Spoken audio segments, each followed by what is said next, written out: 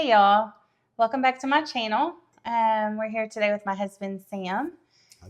And he is a public school teacher. And so for today's video, I thought it would be fun to ask different questions about just being a public school teacher and also a supportive homeschool dad.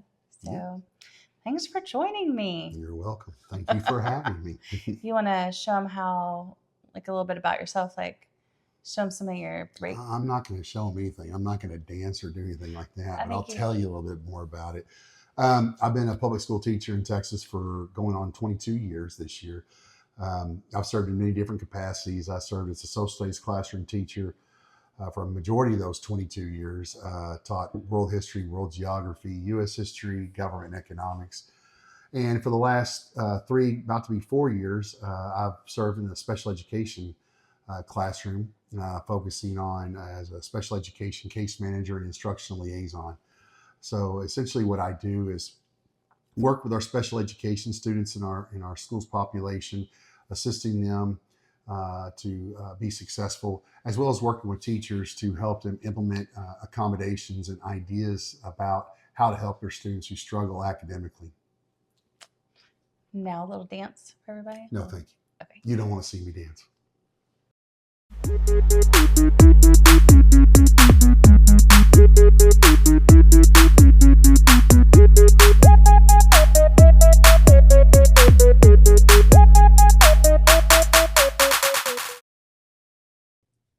Okay, so to start it off, I have my questions here, and I haven't gone over these questions with him. So, what made you decide to go into public school?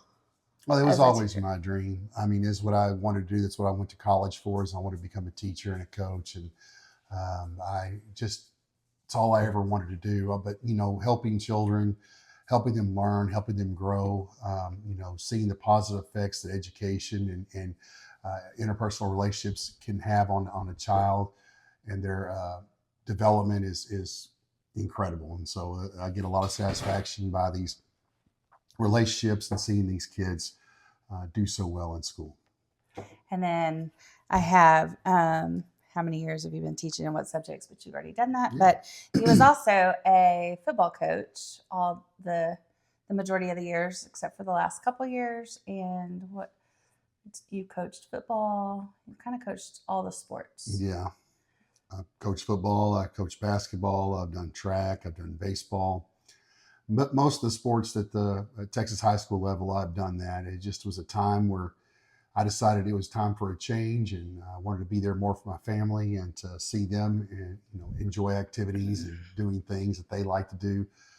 With my oldest son, Hayden, our oldest son, Hayden, I got to miss most of his growing up in terms of his athletic events and things like that because I was always working. So this is an opportunity for me to watch my kids and their involvement in the things they love to do. Yeah. All right. Now the nitty gritty questions. You ready? Yeah, I guess. Okay. How did you feel when we first started homeschooling our kids? So just kind of a backstory. One of our children was going to kindergarten and didn't want him to go. I was worried about him. And so I said, let's just homeschool for kindergarten. Surely we can't mess that up. What was your thoughts? Well, at first, I'm very supportive of my wife and everything she wants to do. And I think that she has our children's best interest at heart. And as a public school educator, I knew that it might be challenging for her, but I knew that she was smart and I knew she had the resources and the people that she could contact who were also doing it to give her assistance. And so I thought we'd be successful, but it was something that I wasn't sure that I wanted to do all the way up to this point. And so as the years have gone by, I've seen her growth and the kids' growth in the classroom and how well they've done. And it's just been really inspiring to the point where, I'm really a huge proponent of homeschooling just because of the fact that I see how well our kids have done under my wife's tutelage. That's a word you don't use very often. Tutelage. Thank you. Okay, so your initial concerns and hesitations about homeschooling. Mine was, just hit my microphone. My main one was, what are people going to think of us? We're weird. We're going to be known as weird homeschoolers. Our family, some of our family wasn't very supportive, just a lot of unknowns. They weren't being ugly. You just, if you don't know, it's scary. Mhm. So, would you agree with Yeah, any I of mean, I that? agree with that. I mean, I've never been one to care what other people think. I just True. don't.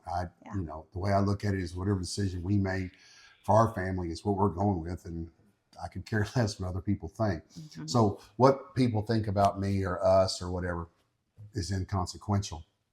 I think my biggest fear was essentially the whole. We want to make sure that I wanted to make sure that they were on the right pace as Mm-hmm. everyone else, and I think that with not having very much experience in the classroom and understanding how to develop what we call a scope and sequence of how to map out what you want to cover in a year and the amount of time that you spend on each individual item, it's difficult. It can be overwhelming. So I just wanted to make sure that we were staying on the same level as Mm-hmm. all the other kids that are in that age group. So I think that was the biggest thing I was worried about.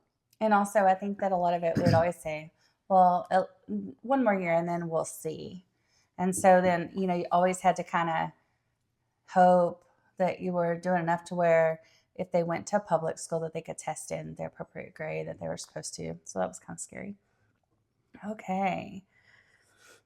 So behind the scenes, homeschool dad mode. Ready? Okay. What difference do you notice between the public school system and our homeschool approach? Public school system, I think, is very structured. And essentially in Texas, the biggest thing is that we are teaching to a test. Now, I mean, I'll just be flat out honest with you. I am not a favor of star testing. I absolutely cannot stand it. I think it's not a fair assessment of understanding and knowledge for students. I think that it's uh, set kids up for failure, let me put it that way, and it doesn't show Mm-hmm. true growth. And because it's taught to the test, the classes are taught to the test. There's no opportunity for uh, students to get creativity, to have all different kinds of assorted activities and things like that. And they can't really learn in depth about certain things because they're on such a tight time schedule or time frame because of the test. And so I think that to me is the biggest thing. Whereas with homeschooling, if we want to cover something like World War One, Mm-hmm. we don't have, well, we got to cover it in 1 week. Mm-hmm. We can We got to say we hit can these spend, teaks. We don't yeah, have to do that. we don't have to follow the text essential and knowledge skills teaks exactly. And so if we want to talk about individuals that were involved in the World War One, or if we want to look at the Christian based uh, principles that have applied in any type of topic, we can do that, whereas we can't do that in public schools. So I like to be able to adjust your schedule. You can Mm-hmm. be creative. You can dive more in depth into individual topics, and I Mm-hmm. think that pays off in the big picture of things, rather than just focusing on the time schedule for the test. Yeah. Yeah. I always say there's so much freedom in homeschool. When you were in the classroom, were there things that you wish you could implement in your classroom that you can do at home? Oh Do you yeah, wish you I could have? mean, as a Christian and a follower of Christ, you want to be a Christian role model and you want to spread the word, and you can't do that in a public school classroom. Whereas here at home, I can spread Christian values and all kinds of messages. We can tell stories about individual people and things like that and how it pertains to Christianity and whatnot easily, but you can't do that in the public Mm, school. We talk about in social studies, one of the things that we talk about in world history, for instance, we talk about the different types of religions. And so when we're talking about those, we really can't get super in depth. mm-hmm. And you want to talk about, well, this is what the textbook says about Christianity. This is what it says about Islam. This is what it says about Hinduism and so forth. And, you're just kind of scratching the surface, but there's an opportunity right there Mm-hmm. to really dive into the Christian faith and talk about it, but you can't do that. Yeah. And I know that this is kind of different, but we've mentioned before the way that everything is just kind of on a computer versus Oh yeah. the textbooks. And do you kind of like the old school way? Oh, I do. I think with the way that when I started teaching 20 something years ago, the big push was technology, technology, technology. This is something that's coming. We got to use technology. This is the way to get to kids learn and all that kind of stuff. And what I've seen in my experience is technology is killing us as a student, or killing our students, killing their desire to learn. Their attentiveness is down. All they can focus on is their cell phones, and they want to listen to music. They want to block everything out. They want to, the things on that cell phone are more important and more exciting than what we're learning. And we can throw any amount of technology at them, and the fact of the matter is, in their opinion, they think that they can access all the answers to life's questions through their phones, or they access different websites like chat gpt and any kind of AI generated response system. Mm-hmm. And to be honest with you, most of those answers to the questions in public school can be found there. Mm-hmm. You'd be surprised. I have students who come into the special education, our content mastery classroom, for chemistry classes, and I know absolutely nothing about chemistry, and I can type in a question for those students to help them understand it in chat gpt, and it spits out the answer exactly. So, to say, well, they have to know how to do this. I mean, no, Times have they really changed. don't. Yes. I'm a big proponent. Like I said, I think that we should go back to the old school way of having textbooks, having assignments on paper, doing things like Mm-hmm. that, because it gives their hands less opportunity to do other things like be on their cell phones if they're busy. Mm-hmm. One of the guys I used to teach with many, many years ago at Berry Middle School, and was Ronnie Kent. He once told me, he said, the idle hands are the devil's time. And it still reigns true to this day. If they're not busy, they're going to find ways to do something they shouldn't be doing. And Mm-hmm. that's just how it is in public school classroom. Right. Okay.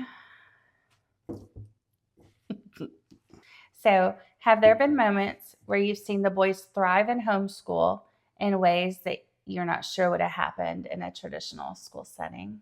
Yeah, lots of time. Matter of fact, almost at least once or twice a week. There'll be times when we bring up just a subject of anything. I don't know what it could be talking about. Just I don't really know a specific example, Mm-hmm. but I know that one of the boys will state a fact and something like that, and I just kind of look at her. I'm like, how do you know that? And it's because they've learned it in homeschool. But because of the fact that you have the opportunity to dive deeper into subjects and topics and things like that, they're able to learn more than the regular student would in a general education classroom at a public school setting. Mm-hmm. And especially like if they found something that's interesting to them, Yes. doesn't even have to anything to do with me as a teacher necessarily. It'd just be they want to know more and they know how to find that information. Yeah. You have a lot of knowledge on history, so you tell them a lot, but Well, I don't. I try. I don't. Sometimes they're bored to death of what I have to say, so I stick to curriculum. it's all right. Okay. Excuse me. Let's see. How do you support our homeschool journey while working in public school? I think that, we're here to support each other in what we do. And so anytime, she has questions about kind of what to do in situations, I try to provide help for her, whether it be lesson creation, things that are necessarily need to be talked about and things like that.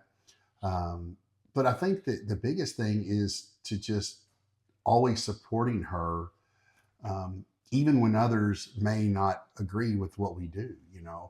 I know we have found, she's mentioned this earlier, we found times when even loved ones that we have questioned why we do it. And, I always like, well, aren't you going to put them in public school next year? And the fact of the matter is our kids are thriving with what they're doing. And so why change something if they're doing well? I mean, the broken wheel is the wheel's not broken, so to speak.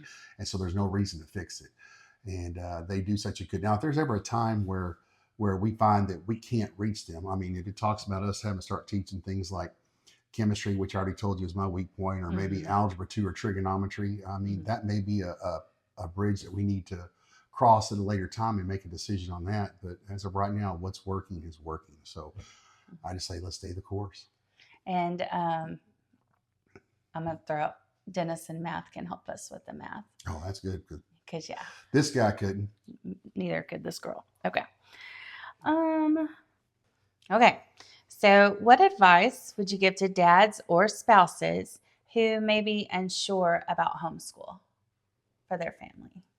I think it's something that you and your wife, it's something that you need to talk about together and decide on something. Decide together. It's not one of those things that one side or the other can make that decision. And I think that you also need to have an open mind. The concerns that you may have about homeschooling, I think that you'll be pleasantly surprised that it goes smoother than you think it would. It's been great. There's obviously been hiccups and bumps and stuff like that from time to time, but it's never been major. It's always been just little minor things. Even in the public school classroom, every lesson's not going to go smoothly. It's not going to go perfectly. And so you constantly have to revise what you're doing to make it better. And so to think that, it's perfect always in the public school classroom as opposed to homeschool is just not true. So Yeah. I think being supportive is the biggest thing. I like that. Okay. Let me see. Okay, you've already touched on how homeschooling, how we're able to add our faith into our kids' education. We both like that. What values or life skills do you think our boys are learning at home that will benefit them long term? I think accountability, responsibility, independence. But one of the biggest things I've really noticed is that they're independent thinkers and they have their own ideas and opinions on things that they want to learn about and what they believe and things like that. Um, one of our sons, he'll ask us questions every now and then, and he'll say, well, what do I do about this, or what do I do? And I always constantly say, well, think about it. What should you do? And so I think that with homeschool, it's really helped with them becoming independent thinkers and to think on their own. And I also like that they've taken personal responsibility for their learning. And so there's times when I've looked and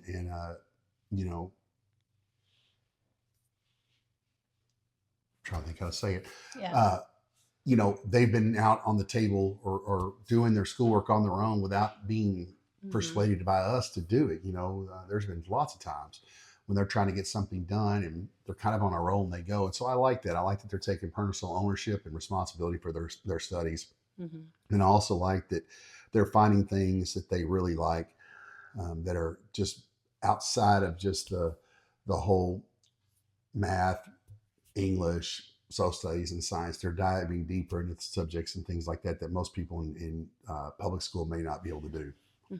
So this is not on here, but I do want to tell you, we have done the California Assessment Test, the CAT, and I was kind of panicked because they had never done a test on a computer, and I had to help them so much. Do you think that that's going to hurt them long term? Do you think that's something we should practice at home as a homeschooler? I mean, no, not necessarily. I mean, I think that you're talking about the assessments, right? Yeah, because we don't. To me, I don't believe assessments like that are a fair assessment. Let's say for college.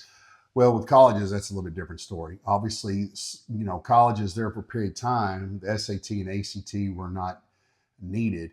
But nowadays, I think the scores are starting to be where they're wanting to have the SAT and ACT. And I think being able to do well on those, I think is important for college entrances and stuff like that.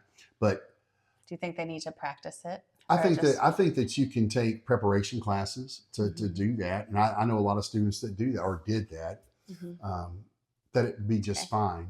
I don't think, though, that in Texas we have the STAR test. I don't think the STAR test is a fair assessment of what a kid can and can't do or has learned it or hasn't learned. And so it's just, if it's me, focus on the SAT and ACT. And if that's what if your child wants to go to college, focus on those and don't worry so much about the state assessments. Okay.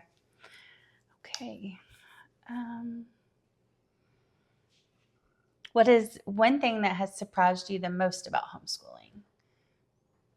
I think that the amount of time that like you don't homeschool them for 8 hours a day or 7.5 Mhm. hours a day. They're able to get what they need and get it done faster Mhm. because they're having individualized instruction and they're getting differentiation. One of the things that we struggle with in public school is, you have a classroom of about 25 to 30 students, and every student learns differently. No two students have the same learning style. You have one kid who might be a visual learner and has to see things worked out in order for them to grasp it, or you may have some who's an auditory learner and they have to listen to it. Um, some people are doers. They have to actually get up and learn from their mistakes or learn by doing. And so when you have 30, it's hard to do it that way. In a homeschool setting, if you have a student who, if your son or daughter is auditory learner, then you can work with them in that particular type of differentiated learning session. Or if one person's hands on, you can do it that way. I think that's probably one of the biggest things that's important and one of the biggest benefits of homeschooling. Yeah, I'd agree with that too. Okay. Do you ever feel torn between your role as public school teacher and your role as a homeschool dad? Or go ahead No, and I know exactly what you're asking. Yeah, there's been times when I feel like people have looked down on me, like I'm like when I've told people at work that Mhm. or at school that, we homeschool our children. They look at me like, well, why? Yeah, Don't you trust it? I'm like, well, it's a decision that we made, and right. again, I don't care what you think, but I'm a carer. I sit back and I'll so flat out tell them I don't care. But that's just me, yeah, and it's no disrespect to anybody. It's just yeah, a matter of I've always been a believer that, as a parent, you're going to do what's best for your child, and I could care less what someone thinks about it. But I have had that, and where people have looked down and said stuff, and kind of like, well, why? Why do you do that? hmm Well, because there's reasons, and she mentioned the reasons earlier, especially with one of our sons who had some health issues growing up and things like that, and so every parent has to make a decision on what they feel is best for their kid, hmm and we felt this was the best option. So And it's like we were just gonna do it 1 year at a time, and then just I fell in love with it. He sees that it's working. We both and are happy with our choice still, so exactly. we're continuing. Um, Let me see. What do I want to ask you next? If you could design the perfect education system, what would it look like? Um, You're revamping school, that's a tough question. There's a lot of things I would do. but we need Uh, to keep our job. oh yeah, no, I'm just saying. You know, I don't see the need for. In Texas, students are required to go a certain amount of minutes per year, and it used to be 178 days. Well, it still basically boils down to 178 days of school, and that's just too long. Once the STAR tests are over, I think that you can shorten up the school year, especially if the STAR testing is the end all be all. Why Mhm. continue to go for 20 more days or 30 more days after you've taken it if you're not even doing anything? Most classes are showing films and things like that. I just think that's kind of ridiculous. You're just wasting time. Mhm. If you want to go longer, then we need to get rid of standardized testing and allow teachers to be creative and put their own stamp on what they're teaching and help kids dive deeper into subjects so they can maximize that learning. Like I said, I'd get rid of standardized testing. Um, I think that you know I think that I'd give more time for electives. I'm a big believer in that electives many times are what keeps kids' interest in school and public schools. Mhm. uh, with homeschool, you don't have to worry about that because if the kids have a bunch of energy and they need to get rid of it, Mhm. my wife will send them outside, go out there and go play golf, go do something Mhm. and then come back focused. And so you can do that, and it really helps. Whereas in public school, you can't do that. Mhm. So there's many things that you can change and things like that. But when the state that you live in our case, Texas, when they dictate how things work, we're kind of stuck with what we have to do. So we're kind of on a The public state school. required. Right. This is what you have to do, so we have to follow it. Yeah. Okay.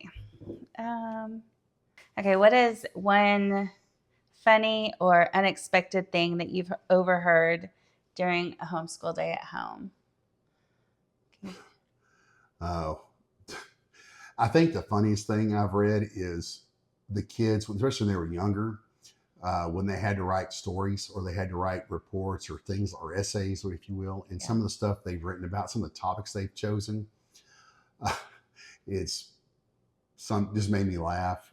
Many times they bring smiles to my faces and it makes my heart just happy because sometimes they're really funny and humorous. Sometimes they're really, Christ centered and things like that. And it just warms my heart. And, it just makes me feel really good and proud to know what they're doing. But the funniest thing I think is just, when they were younger, it all had to do about something they've seen or done. And a lot of it was about football games because I was coaching back then. And so it was a bunch of stories about football and this, that, and the other. So those were good times. Football stories. And if we're being honest, we have boys, so a lot of potty talk. Fart. Yeah. Yeah. Which is not appropriate, but at the same time, it still is funny. Yeah. Okay. If you had to teach a homeschool subject, what would it be, and how do you think the boys would react?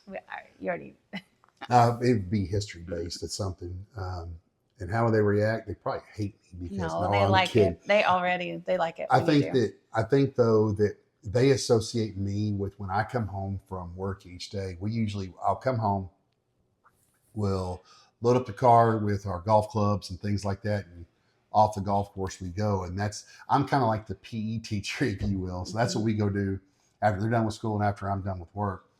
And so they like to go and laugh and have fun and do those kinds of things. My biggest fear is that if I did teach history, I think that they would have a hard time being serious about it for a while until they realize this is what we're doing. I think they'd enjoy it though. I think they get a lot out of it, especially deep diving into the subjects. Like I'm a big history buff, especially with World War I and World War II. And so talking about the things I'm passionate about, I think is something I think that they would really enjoy. And so I think y'all kind of do that already. And we do. Yeah. But there's so much more, and I just don't want to waste your time. Like there's tons of videos and there's tons of things on the internet. For those of you who don't know, if you're talking about the Holocaust and you want to show them what life was like at Auschwitz-Birkenau concentration camp, there's a virtual tour that you can go on and just going through and explaining each of the different places and stuff. And it does a great job of explaining what happened there, what those buildings were used for and whatnot. And I think that's awesome. So being able to go into that, I think they'd really enjoy that. And I think whenever you do teach that way, it sticks with them. Anything you can do a tour or read a historical book, anything like that long term versus looking in a textbook. Oh, yeah. Okay. The last one I have is, what does a successful homeschool day look like in your eyes? So when you've come home from work, when the table's cleaned off. Well, no, I'm not saying that. It's because that very rarely happens. That's because they're always doing stuff. But I don't know.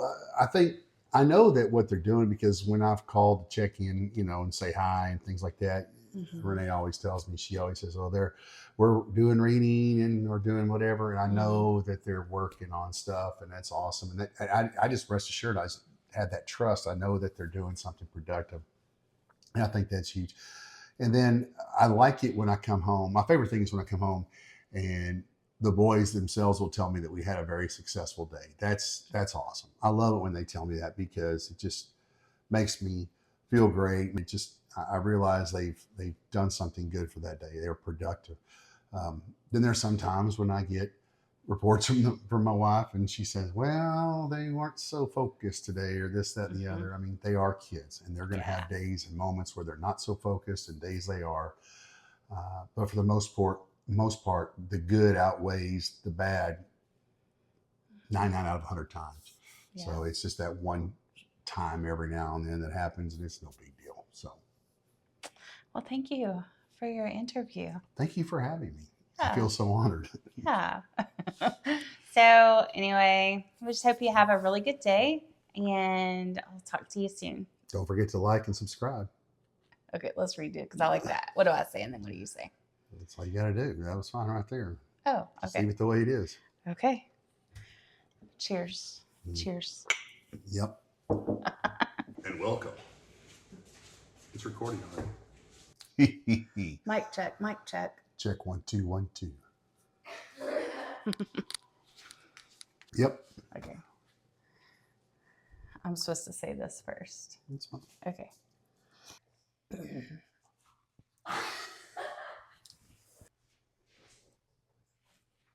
Okay. You take over. These aren't your average textbook lessons. Yes. Correct. I'm supposed to be mom. Wait, what? Hi. We're pretty good at this. Yeah.